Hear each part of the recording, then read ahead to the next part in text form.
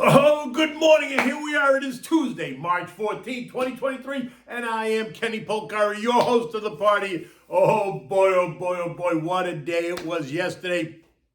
I mean, between last week, yesterday, the rest of this coming week, what's happening next week, there's so much to talk about. So let's get it going, right? And what is it that you need to know? Well, so yesterday they crushed the regional banks, but you have to ask yourself, was that a little bit, just a little tiny bit of an overreaction considering some of the damage to these stocks? Silicon Valley Bank is back on the block, right? Many of the VCs that actually started the hysteria are now talking about taking it back. And isn't that interesting? Bond yields plunged yesterday as investors sought the safety trade, right? Taking bond prices up. Gold surges, the dollar index declines. Oil is testing the 2023 lows at around $72 a barrel this morning. And what do we have for dinner? Well, it's a side dish. It's a sweet corn creme brulee. Oh my God, delicious. Well, by now you know the name Silicon Valley Bank, and if you don't, you're under a rock, right? You also know a bunch of the other smaller regional bank names. You witnessed the pressure on the group. The KRE, which is the S&P Regional Bank ETF, was down 12% yesterday. But you witnessed the destruction of many of the individual names was even worse. FRC down 60%, WL down 44%, CMA down 27%, KeyBank down 27%, Zions Bank down 25%. But as you might expect, the action yesterday is now being perceived as a bit overdone. And there appears to be lots of interest in these names today. All of these stocks are quoted up between 10 and 30% this morning in the pre-market as investors are betting that the sell-off yesterday was dramatic enough now to go bargain hunting. In addition, the word now is that the Feds are attempting to sell Silicon Valley Bank again. Remember, they tried to do it on Friday and failed. This after the government then spent the weekend rescuing depositors, taking some of the pressure off. Even some of the VCs, right? Peer VC, Founders Fund, Union Square VC, Y Combinator, to name just a few, the very ones that helped to create the hysteria last week, appear to be talking amongst themselves, right? About buying either parts or all of the bank. Oh boy, is that a tangled web we weave. The SEC should take a look at every one of their PAs first, along with many of the others, to see who might have benefited, right? Cashed in from the chaos. Like I said, follow the money. Other names to consider looking at would certainly be Billy Ackman and Petey Thiel, both who have been outsized voices during this drama. Now, by now you also know that Silicon Valley Bank, what they did or what they failed to do.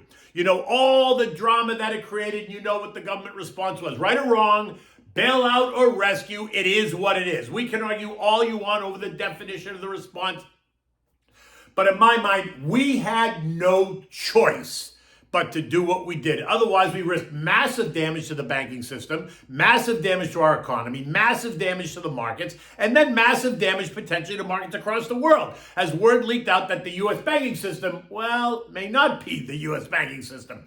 And the ripple effects would have been felt around the world. In the end, it was a complete lack of financial controls, governance, and accountability to the industry, to themselves, to investors, to depositors, and to the country. In addition, it was also the complete failure of the California regulator, right, charged with the oversight, leaving me to suggest that heads need to roll. As you can imagine, there was no lack of commentary, both good and bad, concerning what we did. Many now talking about the new moral hazard that the Fed has created. But look, the birth of this problem began a long time ago. The Fed holding rates artificially low for way too long during and after the great financial crisis, right? Think 13 years. Forcing money to search for yield, which requires risk. Then the government closed the economy in 2020 when the world got hit with COVID, only to flood it with money in late 2020, all 2021 as they tried to counter all the damage they did, giving rise to inflation that began in the spring of 2021, all while they told us it was nothing to worry about. As they continued to stimulate into and through all of 2022, even as the transitory inflation became more permanent inflation, while they were also raising rates, a move that was now well telegraphed for a year before they even started, and then nearly every month after they started. The terminal rate from 0 was forecast to go to 5%. It was forecast to go there. Everyone knew it. Bond yields became inverted in February of 2022 and have remained inverted ever since. This wasn't a secret. Everybody knew that too. Managing fixed income risk at a bank that has flighty customers in a rising rate environment is not for the faint of heart. It's also not for the inexperienced risk manager either, which brings up a whole nother question. Did they even have one? Rising rates put extreme pressure on the banking industry, on the consumer debt markets, on the equity markets, on the bond markets. Analysts worrying that JJ and the Fed would raise rates too far warned us that something would break. Fed Chair JJ told us, don't worry about it. Treasury Secretary Janet Yellen chose to keep an eye out, all while Silicon Valley Bank and others were circling the drain. Yet no one was paying any attention at all. So the idea that something was going to break became a reality on Wednesday evening, when Silicon Valley Bank announced a $1.8 billion bond portfolio loss and the need to raise $2.25 billion to recapitalize, causing all of those VCs to panic and force a run on the bank. And that's really funny, actually, because VCs are the type that usually don't panic that quickly, right? They're much more methodical and calculated until they aren't. All of them screaming fire in this crowded theater. In the end, the hysteria brought on by this group forced the Fed, the Treasury, and the FDIC to fix it or risk a complete U.S. run on the banking system.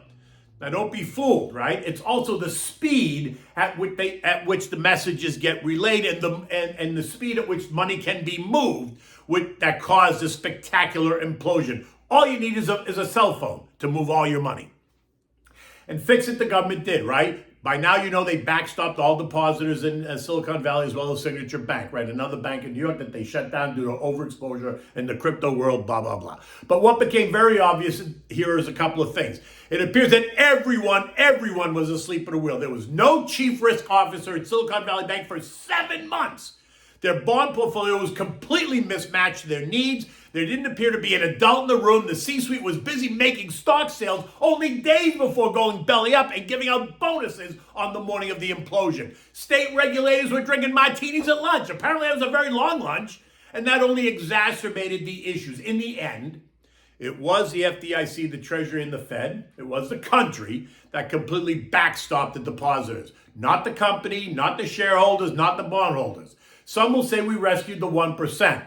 I would say we rescued the U.S. banking system. I mean, can you imagine what would have happened yesterday had we not backstopped that? Had the country not come up and said, wait, full stop, everybody calm down? Can you imagine what that would have looked like? I don't really want to imagine it.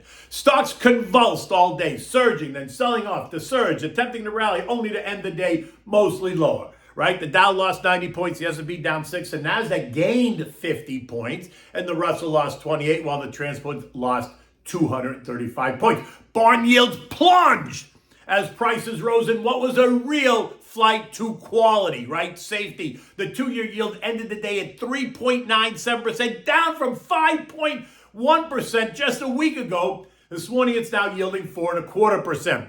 As the mood calms down a little bit. The 10-year yield fell to 3.57%, down from 4% last week, but it's also up a bit this morning at 3.6%. And the shorter duration bond yields fell as well. The 6-month yield fell to 4.5%, down from 5.25% last week. And this morning, it's holding steady. Right? This morning, we're also due to get the latest read on inflation, right? The consumer price index is expected to be up 0.4% month over month, up 6% year over year. Ex-food and energy of plus 4% and up 5.4% respectively, which leaves us to ask, what does the Fed do now? Can they continue to put inflation first and raise rates, or is the latest drama going to force them to reconsider the narrative? The headlines this morning are suggesting that there is an 85% chance that the Fed will raise rates by 25 basis points next week. Now, Goldman yesterday came out and said, no, they won't. Do not expect the Fed to raise rates at all for the rest of the year. That the weekend drama has now changed the narrative. That the second and third largest bank failures ever in our history is the reason to stop. But they're on the outside of that bell curve, right? The majority of the big banks remain in the camp that the Fed can and should raise rates by 25 basis points as discussed. That the banking situation is no longer on the edge and that the focus has to be squarely on inflation. That the recent failures are not a reason to take the eye off the ball. Expect to hear more about this all day today and into next week. Remember, we're now in the quiet period. Members of the FOMC committee are now sequestered, but we might hear from members of the Fed that are non-voting members on the FOMC, right? Or we'll continue to hear from their mouthpiece, Goldman Sachs, because Goldman is one of the go-tos. Tomorrow then brings us the PPI report, right, which is the inflation at the producer level, and that too is expected to remain hot. The headlines this morning are suggesting that there is, again, like I said, an 85% chance that the Fed is going to raise rates by 25 basis points, right? So I'm going to say that again. The headlines are saying that they are going to raise. In any event, no matter which way they go, they can point to a number of data points that support whatever the move might be. My sense is that if they do nothing, that's going to send a message that the Fed realizes that there are potentially more banks on the edge, and even a 25 basis point rate hike will be enough to create another crisis. A move up continues the narrative that we have been discussing, and that it suggests the Fed is not aware or not concerned about another bank failure, right? So you have the yin and the yang, right? If they don't do it, the message it sends. If they do it, the message that it potentially sends. Oil is under a bit of pressure this morning. Nervousness over the risks of the global financial contagion destroying demand is one explanation. They're trying to drag that out. Higher inflation is just another explanation. Increased supply or lower demand is always an explanation. This morning, oil is trading at $72.80, down $2, near the lows of the year, and at a place where we usually hear the Saudis and OPEC start banging the drum about cutting production to help support oil prices, right? Remember, $80 is their sweet spot. At 6:30 this morning, we're just below the 73 line, which potentially sets us up to test a December low of $70.90 a barrel. Gold shot up and through 1900 yesterday on a flight to the safety surge, trading as high as 1920 before backing off a little bit. This morning, the trader types are ringing the cash register, right? Taking some of the recent gains off the table. Gold is down $8 this morning at 1907. The dollar index, which declined significantly yesterday, down 1%, helping to support the move up in gold yesterday, is off this morning, right? I mean, it was off yesterday. It's trading a little bit higher this morning, and that's also what's causing the trader types to want to ring the cash register in gold, right? Not a big deal.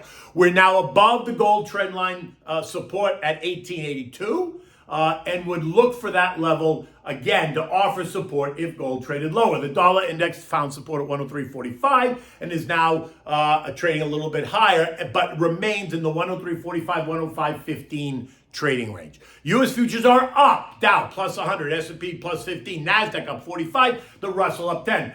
The move is not surprising today after the drama yesterday. Investors will continue to debate the banking issues as they consider today and tomorrow's inflation data, along with a Janet Yellen appearance on Capitol Hill on Thursday. Tread lightly as the market reprices, because it will continue to reprice. And all that means is that there will be opportunities. European markets are also up this morning. Not dramatically, but they're just up about 0.3% across the board. They too continue to consider the SVB fallout across Europe as they await today's U.S. CPI report and what that means for interest rates here and what it could mean for interest rates at the ECB. Right? Now, tomorrow brings Eurozone industrial production figures, and Thursday brings the next ECB rate decision. So these are all issues that are right, top of mind for European investors. Now, yesterday, the S&P closed at 38.55, down 6 points, and remains below all the trend line supports. The angst yesterday did what? It took us right down to 3,800, a level that I have been suggesting we would test. Well, we tested it yesterday and we held, so that's a positive. This morning, if futures hold, then the move today will be up, but it's going to be better defined at 8:30 when we get the latest CPI read. If we go up, then expect to hit resistance at 39.40 on the S&P, where both the 100 and the 200 moving averages are converging. It appears as if we're right now in the 3,800, 39.40 trading range, and if we fail to hold 3,800, then that opens the door to test the October lows of 3,600. So this is not the time to go to bed. Stay awake. Prepare yourself for more volatility. Remember that the chaos creates opportunity. That's evident in the regional banks from yesterday. I think the sell-off yesterday in the regional banks was way overdone. Stick with the quality, as if I need to tell you that. Watch as many of those regional bank stocks bounce right back. And remember, the Fed does not want to see regional bank stocks disappear. Regional banks provide a lifeline to local economies and provide opportunities for long-term investors. Make sure you just do your homework, understand the customer base, understand the capital tier levels, know what you own and why you own it. In the end, you want to always allocate capital accordingly and according to how you feel, right? Right now you feel nervous? Treasuries is a good place to go. Okay, so what do we have? And this is a side dish. You can also have this for dessert because it's so delicious. Sweet corn creme brulee. For this, you need 1.5 cups of corn. You need 4.5 teaspoons of butter. You need 3 cups of heavy whipping cream. You need 1 egg. You need 2% milk. You need 8 large egg yolks. You need 1 1/3 cups of sugar. You need 2 tablespoons of vanilla extract. In a large saucepan, you want to saute the corn in the butter until it's nice and tender. Reduce the heat, add some cream and the milk. Heat it until it bubbles form around kind of the sides of the pan. Stir it, cool it slightly, transfer it to a blender, cover it, and process it until it's all nice and smooth. If you have to, you can strain it to remove any of the corn pulp. Now, in a small bowl, you want to whisk the egg yolks and 1/4 cup of sugar.